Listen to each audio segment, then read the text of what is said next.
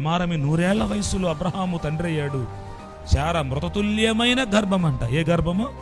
మృతతుల్యమైనది. అతడు విశ్వాసమునందు బలహీనుడు కాక రమారమి 100 ఏళ్ల వయస్సు గలవాడయుండి అప్పటికి తన శరీరము మృతతుల్యమైపోయినట్టుగా ఉన్నప్పుడు దేవుని వాగ్దానమును గురించి అతడు సందేహింపక దేవుని మహిమపరచి ఆయన వాగ్దానమును చేసిన దానిని నెరవేర్చుటకు సమర్థుడని రూఢిగా నమ్మి విశ్వసించి బలం పొందాడు. నిరీక్షణకు ఆధారము లేనప్పుడు నీవు దేవుణ్ణి నమ్మాల్సిన పరిస్థితి.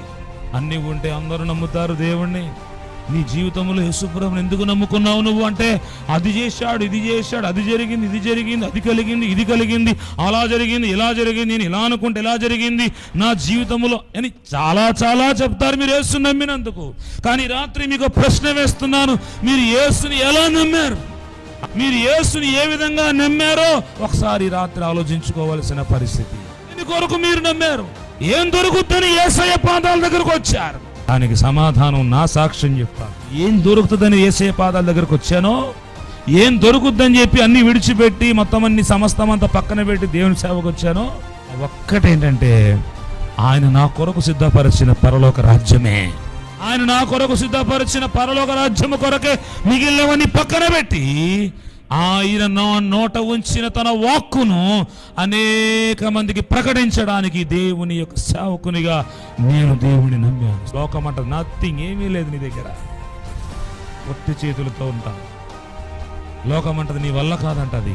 కానీ యేసయ్య అంటాడు, లోకం వల్ల కానిది నా వల్ల అవుతుంది. లోకం వల్ల కానిది లోకమును ప్రేమించి లోకము కొరకు ప్రాణం పెట్టిన యేసయ్య వల్ల అవుతుంది.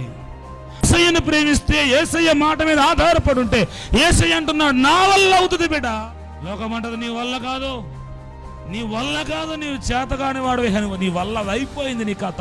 లోకం ఎప్పుడైతే నీ పని అయిపోయిందని అంటదో అప్పుడే దేవుని పని ప్రారంభమవుతుంది. లోకం ఎప్పుడైతే నువ్వేమీ చెయ్యలేని వాడివి, చేతకాని వాడివి, దద్దమవి, బలహీనుడవని ఎప్పుడైతే అంటదో అప్పుడే దేవుని బలము నీ మీద బలంగా దిగొస్తుంది.